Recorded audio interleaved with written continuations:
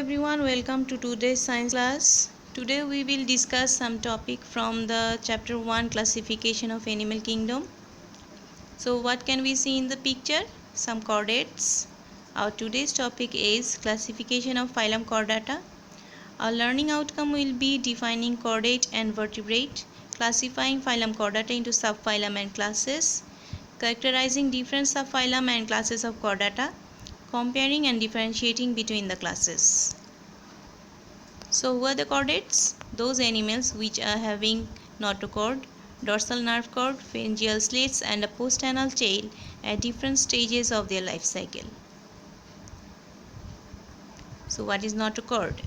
It is a rod-like unsegmented semi-rigid structure that forms a stiffening body axis throughout life or at some stages of life cycle. You can see in the left side picture the pink colored notochord, which is then replaced by vertebral column in the adults. Again you can see notochord, nerve cord and pharyngeal pouches.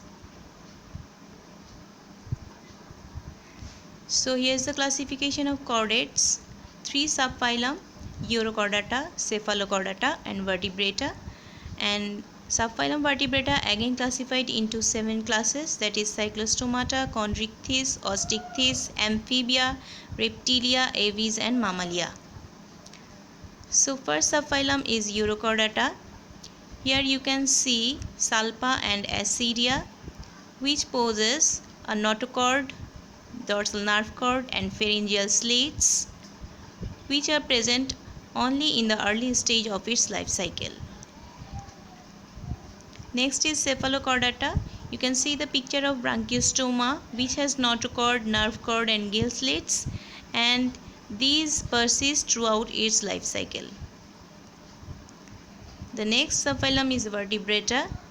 All the animals here has the vertebral column, which was actually a notochord in the embryonic stage and then replaced by the vertebral column in adults. Now the classes. First class is Cyclostomata.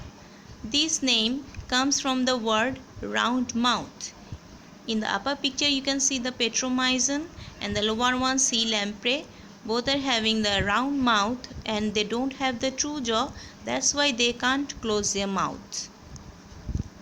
Next class is Chondrichthyes. You can see the pictures of shark and swordfish. They are called the member of Chondrichthyes because they have cartilaginous skeleton. They have placoid scale, 5 to 7 pairs gills, heterocercal tail. Operculum is absent here. Heterocercal tail means the tail is divided into 2 lobes where the upper lobe is comparatively larger than the lower lobe. That's why the name heterocercal. Next class is Osteichthyes. The name comes from the skeleton, which is made of bones. Here the scale type is placoid, ctenoid or ganoid. Gills 4 pairs. Tail type is homocercal. Why homocercal? Because the tail is divided into 2 symmetrical lobes and here operculum is present. You can see the picture of seahorse, which is actually a member of Osteichthyes because of its bony skeleton. Next is the class Amphibia. You can see the picture of toad and the life cycle of toads. They are called the amphibians because they lay eggs in water, which then gradually hatch into larvae which breathe by gills. So they spend their life cycle, early stage of life cycle in water and then on land. So they are called the amphibians. Next class is Reptilia. Reptiles are those who move by crawling. They usually have paired limbs, but exception is there like snake and some lizards. So we can compare now between Amphibia and Reptilia. You can see the pictures beside. First one, the eggs of the amphibians, they lay eggs on water, and the reptiles, they lay eggs on land.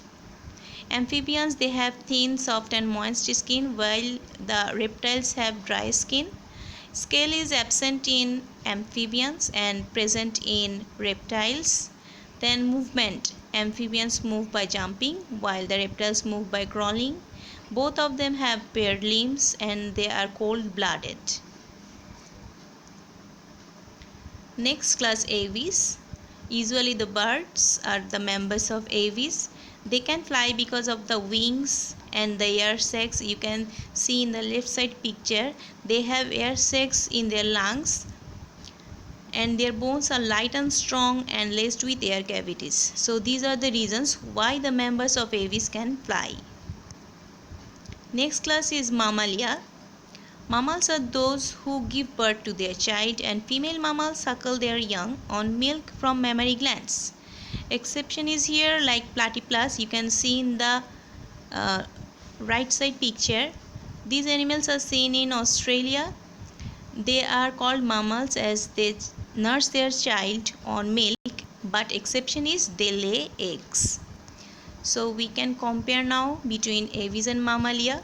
Aves, their body is covered with feather, where the mammals, they are covered with hair. Wings is present in aves, but wings is absent in mammals. Aves can fly, mammals cannot fly. Aves have beak and mammals, they don't have beak, they are heterodontal. Then four-chamber heart is present in both class aves and mammalia. Both are warm-blooded, and members of aves, they lay eggs, and mammals, they give birth to child. So this is the comparison between aves and mammalia. So thank you all for today.